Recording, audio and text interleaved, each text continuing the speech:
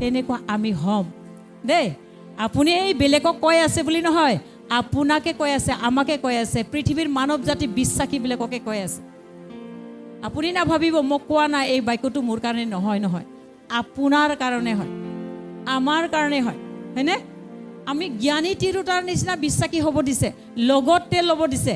কিন্তু বহুতে ভাবিছে মই জানো, মই শিকিলোঁ আৰু মোৰ শিকিবলগীয়া নাই।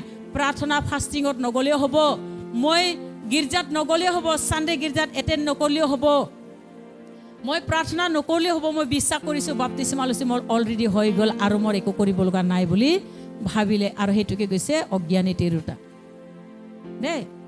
আৰু এদিন কি হ'ব? দাঁত কৰ্চনি হ'ব আৰু হিয়া ভুকুৱাব বুলি কৈছে। আৰু সেইদিনা সময় নাই, সেইদিনা পস্তাবৰ কাৰণে, মন সলনি কৰিবৰ কাৰণে, সেইদিনা আৰু অনুতাপ কৰিবলৈ সময় নাই, আৰু সময় পাৰ হৈ যাব।